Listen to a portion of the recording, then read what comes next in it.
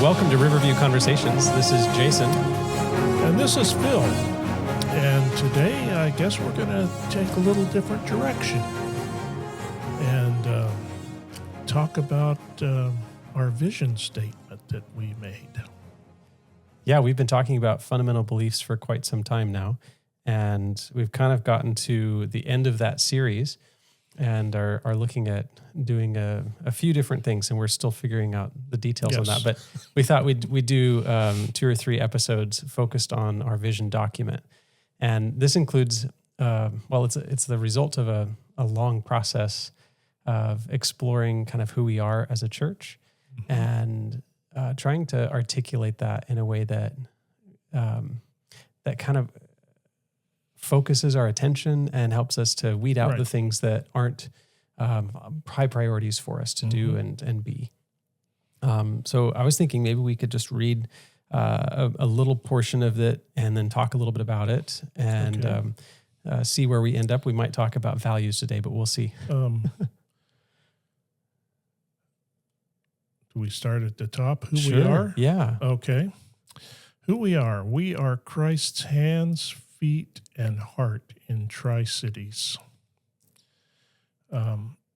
You are a letter from Christ, written not with ink, but with the Spirit of the living God, not on tablets of stone, but on tablets of human hearts. We were processing this on a weekend retreat that we took. I think there's 8 of us that went. Something like that. Our dream team. And we were trying to figure out what is the mission statement of the church. And the mission statement is kind of like our purpose. This is why we exist. And so if somebody was to ask you, why does the Riverview Seventh-day Adventist Church exist? You would say, the mission statement. Yeah. And we put this statement down. We exist to be Christ's hands, feet, and heart in Tri-Cities. And that was like the beginning of our processing of the mission statement. And then we kind of realized as we were going through that, first of all, it's kind of generalized, and it's not specific enough to like bite into. What's that mean? Yeah, what's that mean? But it was really helpful to kind of think about ourselves in that context. And so we decided to add a who we are statement to this document.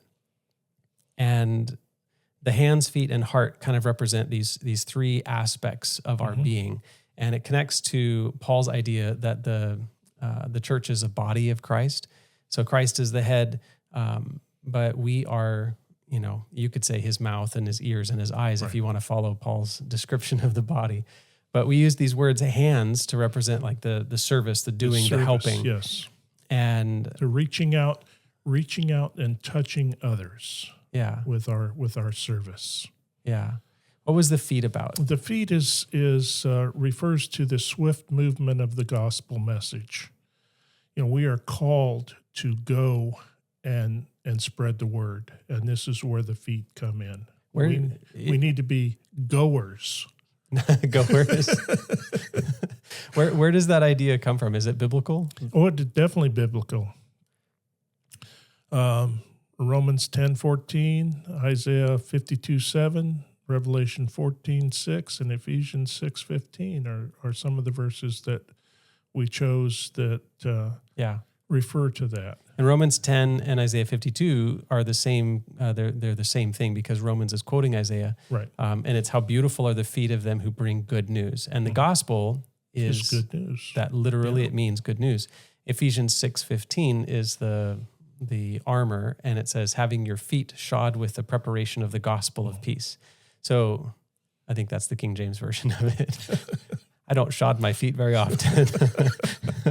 And Revelation 14 is the beginning of the 3 angels' messages. So the idea is that we have a everlasting gospel to take to the world. And it's one of the core things about who we are. Yes. We are goers. We're designed as a movement of sharing the gospel or for sharing the gospel. And the heart is the connection, friendship, and love that Jesus calls us to give to one another. And this is this is Christ's method alone. Mm-hmm. He went out and he met the needs of people. And I think in the past we have just tried to do evangelistic series and tell people this is what you need to believe. But it's that relationship that I think was missing. And we are really focusing on that through, like small groups is a great way to that we're ministering, getting to know people. And You've got a small group starting pretty soon. I do, and it's full. What theological subject are you going to be focusing on? Well, it's going to be on wood carving. That doesn't sound theological. Well, but it is. Because in wood carving, you take away all the stuff that's not necessary to the project. Huh. So you're carving away. And this is what God does for us. He takes away, if we allow him, he takes away the stuff that hinders us from being closer to him. That's neat. I hadn't thought about that. I just shared, the experience last night of the test I took with the shears. And, it taught me a lesson that I needed to trust God. God's got this under control, and, I need to trust him. For context, the story you shared last night at elders meeting was that you had taken this test, sent in the shears, and they sent back pictures of somebody else's shears and said you failed. Well, it seemed like they were somebody else's shears. Because they either damaged them after you did the work, or they were somebody else's. Yeah. Trusting God even when things don't seem fair. Yeah. So small groups, and the emphasis on being heart, like relationally connected, is a central theme in our mission statement as well. Right. But before we get to that, why don't you read the why we exist? Why we exist. We exist because Jesus loves us, redeemed us, called us, and is coming soon to bring us to live with him. Why did we add this statement in there? Because typically an organization is going to have a mission statement and a vision statement. And the mission statement is like, what's our purpose? And the vision statement is what we'd like to see different in the future based on this purpose. And we've kind of backed up and said, this is who we are, Christ's hands, feet, and heart in Tri-Cities. And then we also have this statement about like how we came to be. Yeah, well, it's we wanted a statement of being also, and we love Christ because he first loved us, and we wouldn't be here if Jesus didn't love us. So I think that's our first thing that we need to keep in mind, that God really does love us through the good times, the bad times, the times when you don't know what's going to happen next. I guess it'll be bad times. Uncertainty, yeah. You made a statement about being, which I think it would be good to think about a little bit. You said we shouldn't just be focused on like the doing, but we wanted a statement of being, and I think this is it's different to think about church this way. Like I've got a book that is called The Externally Focused Church, because typically churches are internally focused, and we think of churches as a social club or just like paying attention to their own members and things like that. Yeah. And so the emphasis needs to be external, like we're going on a mission out into the world, and I think that's important. But there's also this like the church exists not simply to do something, but we exist in the same way that a child exists. They exist because their parents loved each other and decided to make a baby, right? Right. And God's church exists because of Jesus. And so our existence is like a being statement, not a doing statement. Well, and we do need the time, the internal time, but if we focus internally, we die. We have to go out and focus. We have to go out to live. I guess this is kind of like a human life, because the church is like an organism. And if a human doesn't get out into the sunshine and move their muscles, then they're going to atrophy, and there's going to be all kinds of physical problems as a result. At the same time, if a person is only outside doing work, then your body is going to collapse. You need rest and recreation and social connection. Like, there's a lot more than just work that our bodies need. So if you ignore either side of that equation, the being, I'm a child of God, and the doing, He's called me to go, then you're going to end up with a balanced life, or well, if you ignore either side of that, you're going to be imbalanced. Right. Yeah. And then the tail end of this is He is coming soon to bring us to live with Him. And I think that's something that we should never forget. He's coming back. He's coming to bring His children home to live with Him. And what a day that's going to be. Yeah. I mean, what's the point?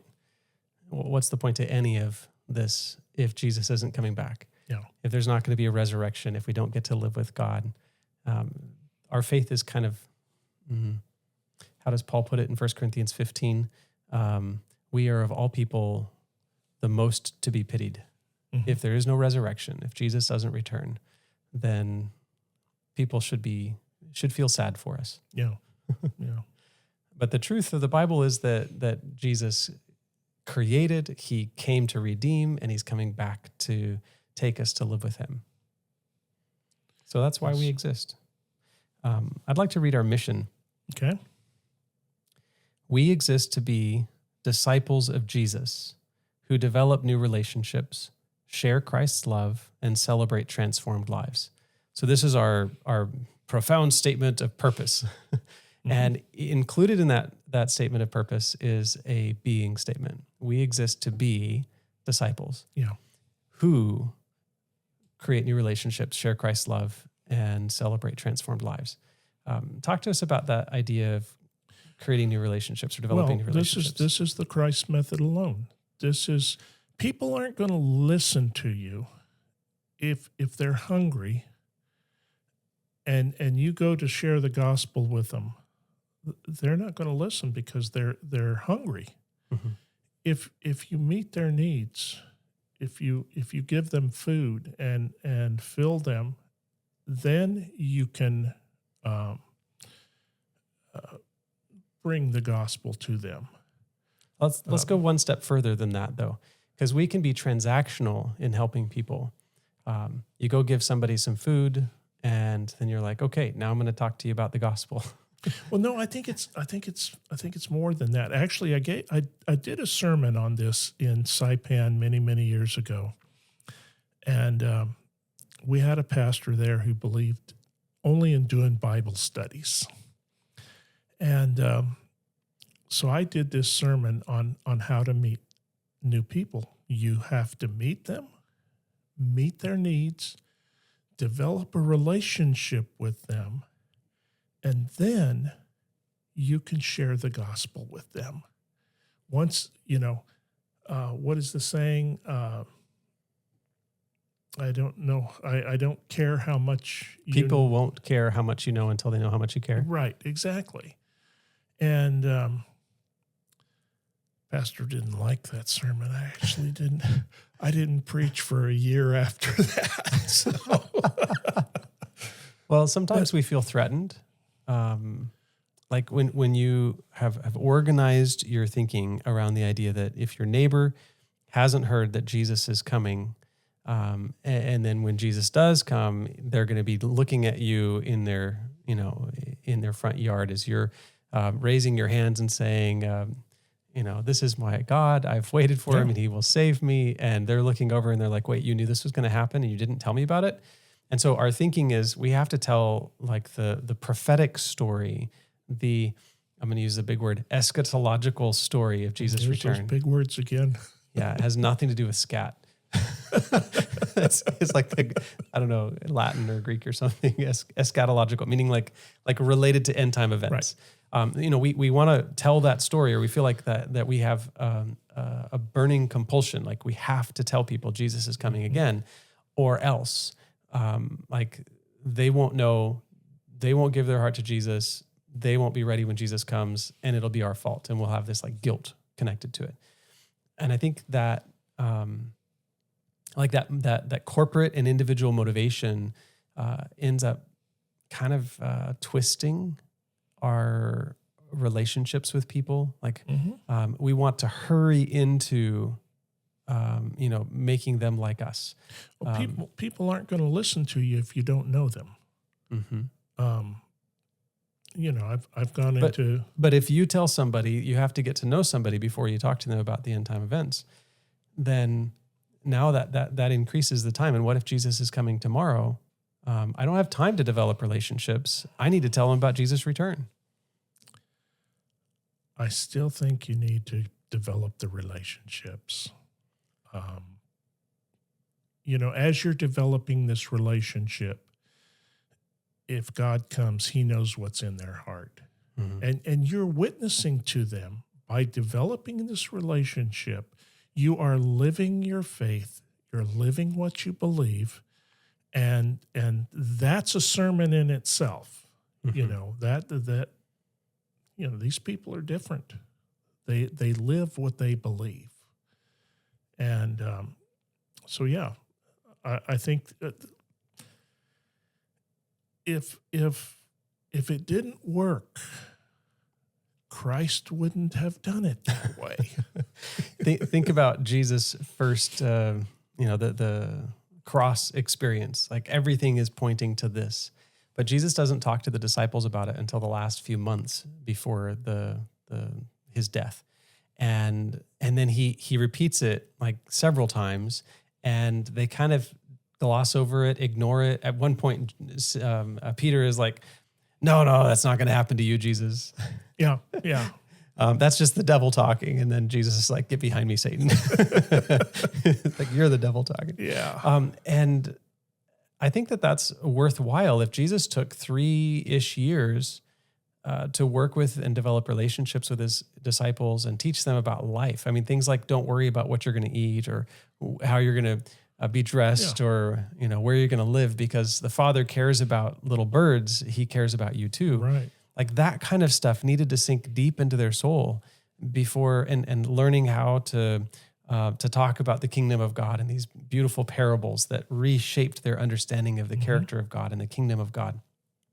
All that stuff needed to happen before they could hear that Jesus was going to die for their sins and that he was going to be resurrected. And it didn't happen really until Jesus actually died and was actually raised from the dead, that their eyes began to open. Yes. Yeah. And I think that that's possibly what's going to happen with many people in our circumstances. It's not about getting somebody to come to our church. Like that's not our mission. Our mission isn't to increase the number of people in our church. But I think our mission is to develop relationships that are Godward in their focus and that allow people to be ready. So as things happen, end time events start to unfold, the first place that they go when there's trouble is the God of Phil, because they know Phil. Yeah. And the things that they start to think are things that you've been sharing from your experience and your study. Right. And they're like, oh, I think Phil said something, and they give you a call. Hey, Phil, weren't you talking about this? And, they're in Revelation now, and you get to kind of explore this with them and help them prepare and make decisions. You have to think about it this way also. How many followers would Jesus had if he'd have gone to them and say, hey, come follow me. I'm going to die on a cross in 3 years. Sure. Yeah. I'm not following you. You Yeah. know, you're gonna die in the end, and I don't want any part of that. Yeah. But he didn't do it that way. He developed those relationships, and that is so important. Yeah. So the first thing is we're disciples of Jesus. That means I follow Jesus, which is our motto. I follow Jesus. That's who I am as a believer. That's who I am as a member of the Pasco Riverview Seventh-day Adventist Church. And that is a profound statement. When you say I follow Jesus, it means that everything that you own, everything that you do, belongs to him. And it also means I'm going to go where he goes. Yeah. I'm gonna believe what he teaches. Yeah. And sometimes that's hard. Mm-hmm. I learned that lesson. I wanted to stay in control of things. But he led me a different direction, and it's kind of a lifelong journey to follow Jesus, isn't it? So being a disciple of Jesus, I'm a follower, I'm a disciple of Jesus. And from my following Jesus, I develop new relationships. Mm-hmm. And there's one of the conversations we had with the church back in January was this idea that relationships are something we should all be open to. Whether we're introverted or extroverted, whether we want people in our home, would rather never have a visitor over, we should have a heart that's open to new relationships. Yeah. And then trust that God is the kind of God that's going to only give you what you can handle. Yeah. So if you're the kind of person that wants 50 new friendships, great. God's going to bring people into your life. And if you're the kind of person that can only really handle one at a time anyway, then God's going to treat you with the understanding and compassion that you need. Actually, in this carving class that I'm going to be giving, my goal is to mentor one person. They don't know I'm mentoring them, but I'm going to mentor the one person. All right. And if I'm successful, great. And everybody else, they're along for the ride. They're along for the ride. That's neat. So the mission statement, again, is we exist to be disciples of Jesus who develop new relationships and then share Christ's love. And that sharing Christ's love is compassion, it's service, but it also includes all the other aspects, like teaching about Jesus' love and his soon return. Like that's included in this idea of sharing Christ's love. So there's no constraint. Any type of sharing Christ's love that's appropriate in this context of relationship, that's fantastic. And then, but why do we say at the very end, celebrate transformed lives? Why do we phrase it that way? I think when we see somebody turn their lives over to Christ, there's nothing else we can do but celebrate. I mean, it brings joy to us, not because we did something. Yeah, I brought that guy into the church. No, but because they turned their life over to Christ. And that is reason to celebrate, And I think that if we don't celebrate transformed lives, then we kind of miss out. What does Jesus say? There's more joy in heaven over one sinner who's been saved than over 99 that didn't need it. Right. And if we don't do the rejoicing too, then we've kind of fallen short. Yeah. And I think sometimes we're all about urgency and activity and stuff, but we don't stop to enjoy relationship. Right. There's a concept in theology called table fellowship. You think about the worship service in church as being the most important thing when we're worshiping God and praising him and singing and reading scripture and preaching and all that good stuff. But some of the most significant spiritual things that happen in church are the relational connections that happen at the fellowship lunch afterwards.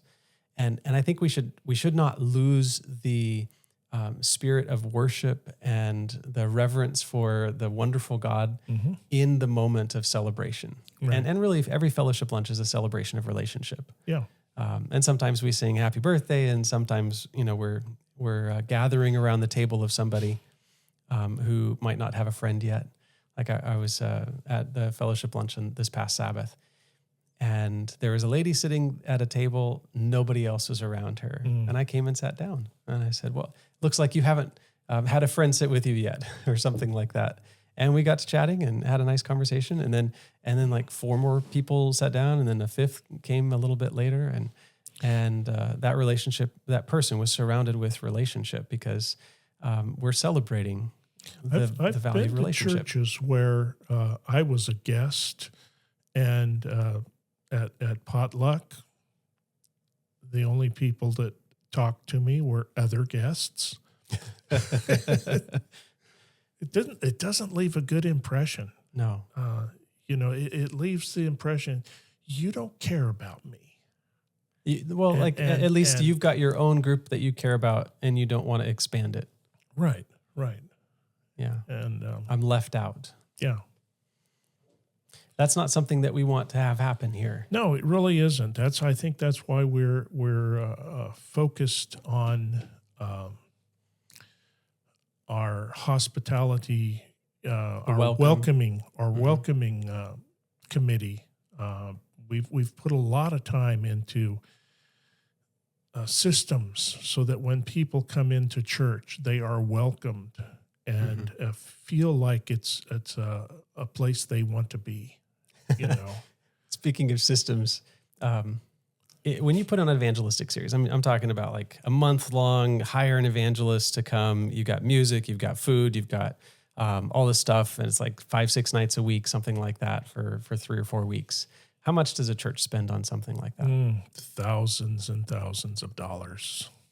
Yeah. Well, if you hire an evangelist, you can count on about $30,000. That's something that churches save up for and we invest in. It's important that we proclaim the gospel, and that we call that proclamation event an evangelistic meeting.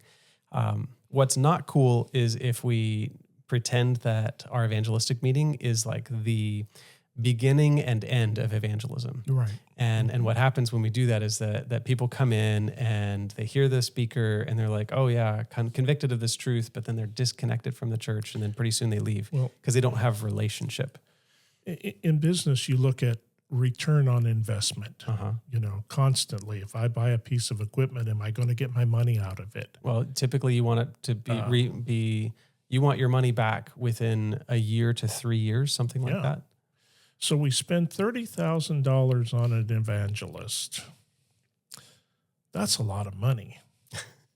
It's not just evangelists, it's advertising and all that stuff. How much money does it cost us to have a person at the front door saying, welcome to our church? It's free.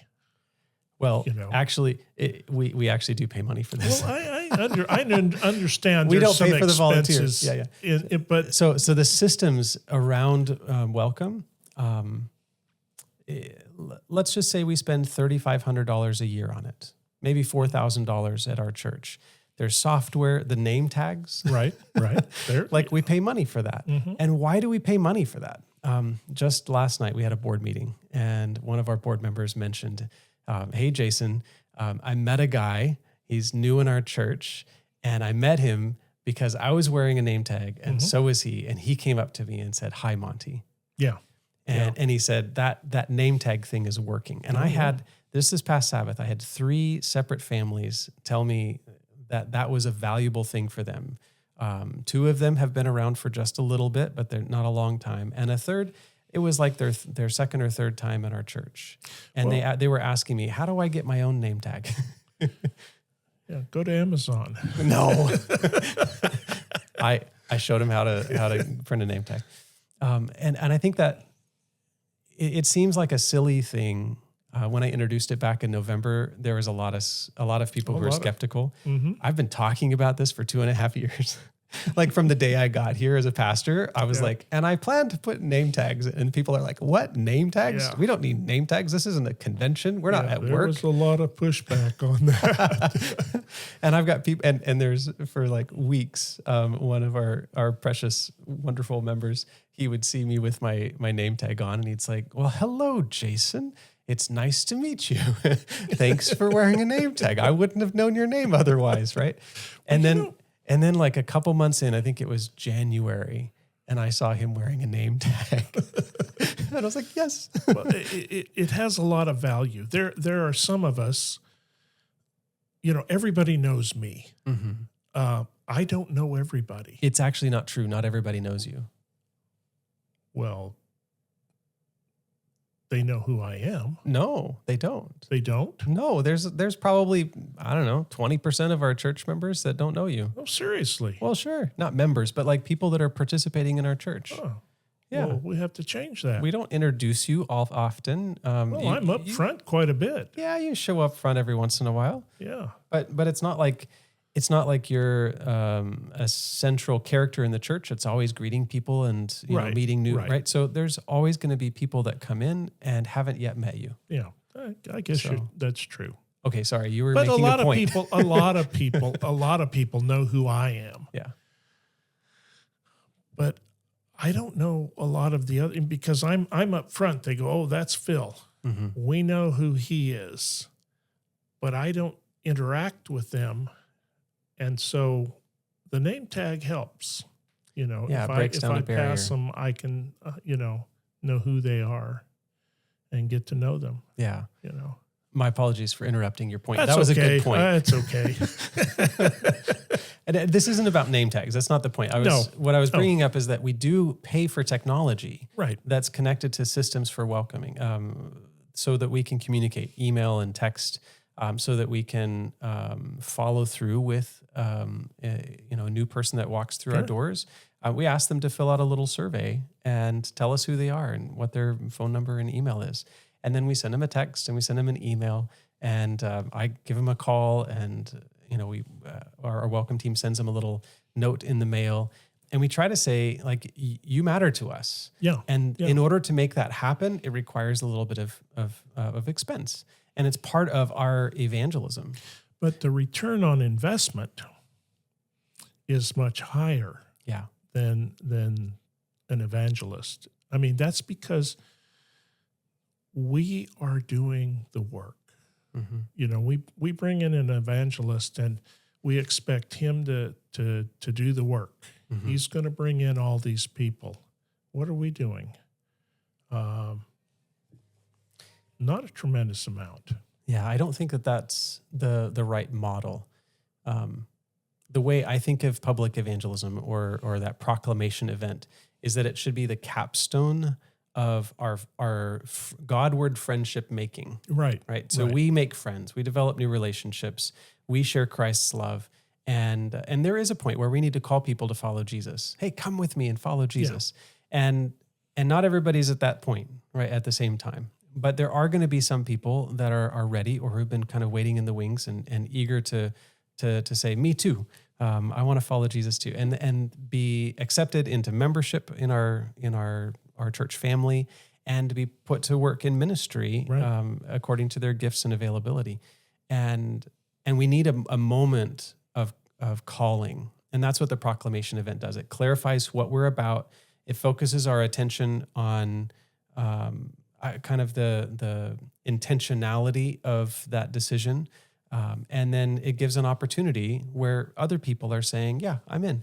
And then somebody who's maybe been in the wings, caring about our church family, but not necessarily fully committed. Mm-hmm. They might see that as an opportunity to say, me too. I want to be, exactly. I want to be all in as well.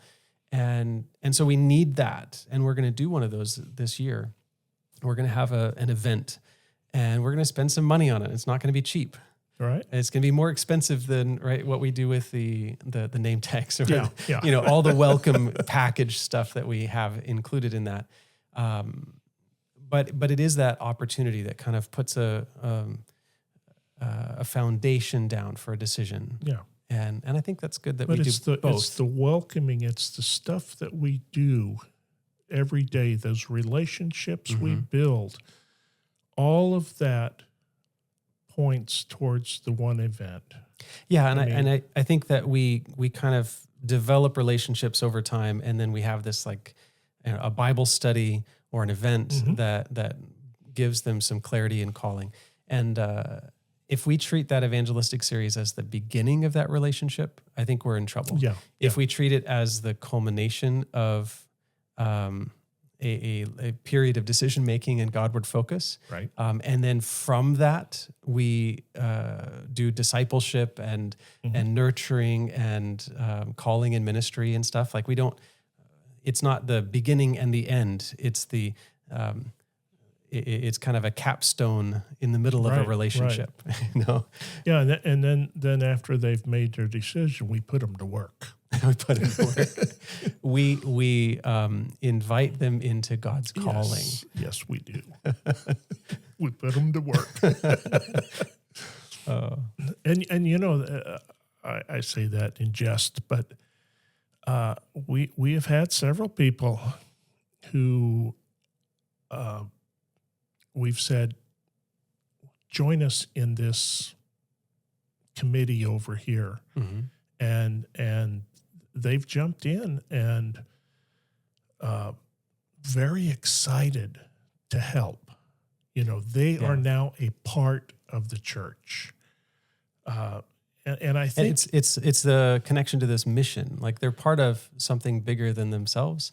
And I think there's nothing sweeter than to feel like you're right in the place, doing the thing that you're meant to be, right where you're meant to be and what you're meant to be doing. That just feels good. It feels like your real self is being drawn out and given to the world, and you just love that. You feel like you're part of the family. Yeah. And you're not this outsider. Okay, my name's on the books, you know, but no, you're a part of the family, and we value what you bring, and we need you here, and that, you know, that helps tremendously. Yeah. Too. Well, we've gotten through these first three statements: who we are, why we exist, and our mission. And next time, how about we focus our attention on the values? Okay. And try to understand what values are and why we've chosen these particular values to represent our church. Okay. Sounds good. All right. Next time. Talk to you next time.